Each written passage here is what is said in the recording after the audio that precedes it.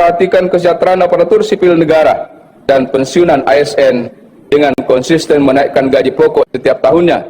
Fraksi kami memberikan sejumlah catatan, diantaranya adalah: kesembilan, fraksi P3 mengharapkan pemerintah agar terus memperhatikan kesejahteraan aparatur sipil negara dan pensiunan ASN dengan konsisten menaikkan gaji pokok setiap tahunnya.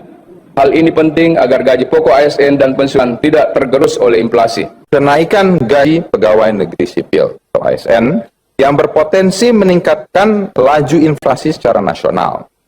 Dalam hal ini, fraksi Partai Golkar meminta penjelasan lebih komprehensif dari pemerintah beserta stakeholder lainnya seperti Bank Indonesia dalam mencapai target tersebut.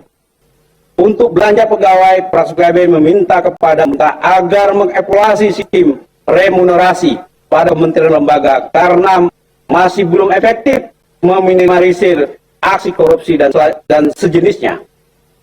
Keempat, fraksi Partai Demokrat mendorong alokasi anggaran serta jaminan kesejahteraan bagi anggota atau prajurit-prajurit TNI, Polri, para ASN dan non-PNS, dokter, dosen, guru, dan para pendidik yang merupakan garda terdepan dalam menjaga kedaulatan bangsa dan kunci peningkatan sumber daya manusia. Marilah kita tidak henti-hentinya memanjatkan puji syukur kehadirat Tuhan Maha Besar, Tuhan Maha Esa. Hanya kepadanya lah kita berdoa dan hanya kepadanya lah kita minta perlindungan.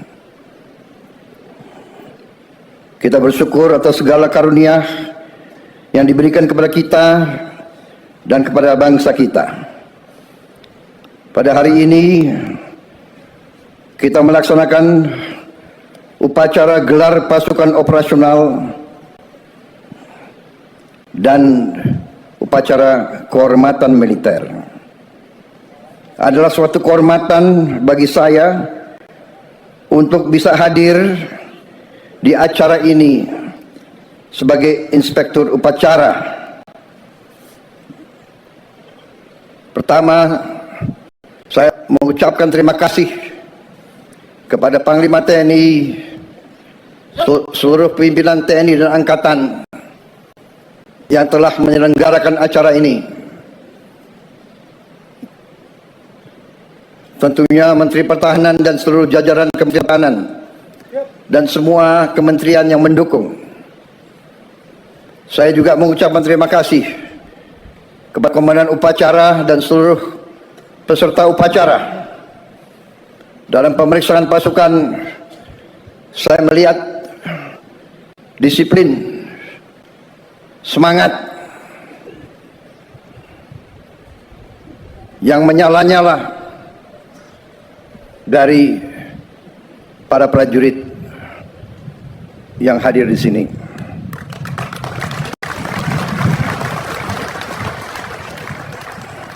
Saudara-saudara, menjadi prajurit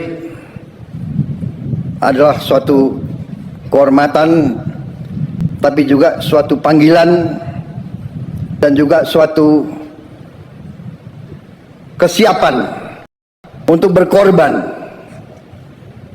Saya bangga melihat saudara-saudara, saya bangga melihat kerelaan saudara untuk berkorban.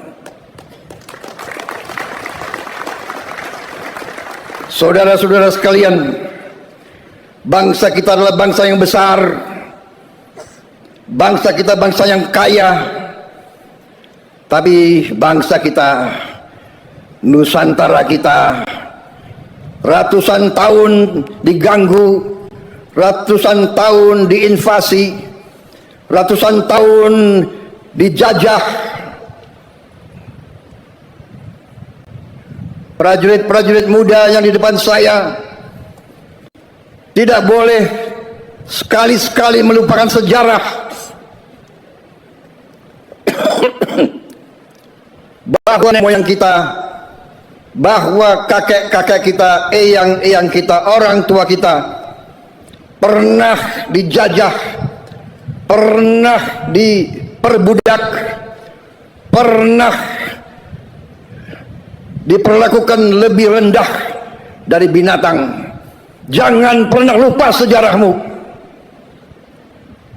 Makanya bangsa kita butuh tentara yang kuat.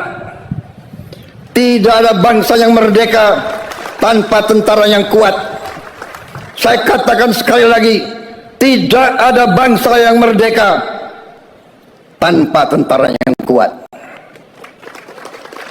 Bangsa Indonesia tidak suka perang. Bangsa Indonesia ingin damai, tapi bangsa Indonesia telah mengalami pengalaman pahit. Setiap kali kita mau bangkit, kita diganggu. Setiap kali kita mau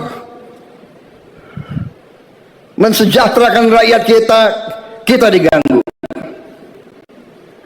Kekayaan kita dirampok. Kita diadu domba di antara kita. Karena itu, saya, Presiden Republik Indonesia, yang telah disumpah untuk memegang teguh Undang-Undang Dasar, saya akan menjalankan tugas ini dengan penuh rasa tanggung jawab. Dan untuk itu, kita sedang perkuat pertahanan kita. Kita harus mempertahankan wilayah kita. Kita harus mempertahankan kedaulatan kita. Kita harus mempertahankan kekayaan kita. Saudara-saudara sekalian, keadaan dunia penuh ketidakpastian. Walaupun kita tidak suka perang, perang terjadi di mana-mana. Di kontinen Eropa perang besar terjadi. Di Timur Tengah kita melihat bagaimana bangsa yang lemah diperlakukan. Orang tua, ibu-ibu, anak kecil dibantai, dan tidak ada yang bisa menghentikan itu. Indonesia tidak mau memihak blok manapun, tapi karena itu tidak ada pilihan lain. Indonesia harus punya pertahanan yang sangat kuat.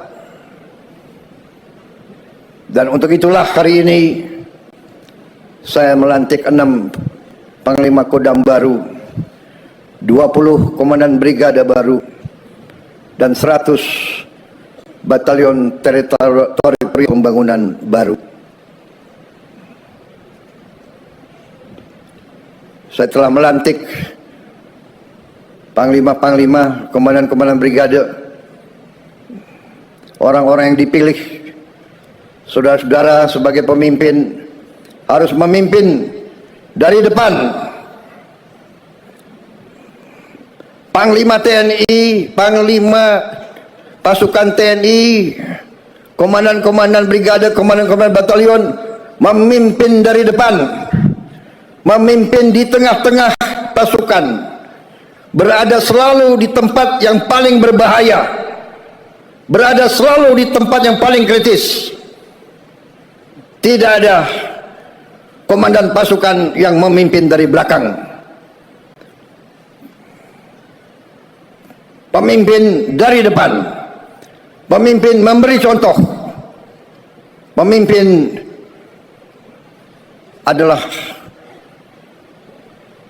prajurit yang paling baik. Saya titip saudara-saudara sekalian, jaga pasukanmu sebaik-baiknya, bina anak buahmu sebaik-baiknya. Anak buahmu adalah bagaikan anak kandungmu sendiri. Pimpin dengan baik, jaga mereka dengan baik, latih mereka dengan baik, latih mereka dengan keras, tapi tidak dengan kekejaman.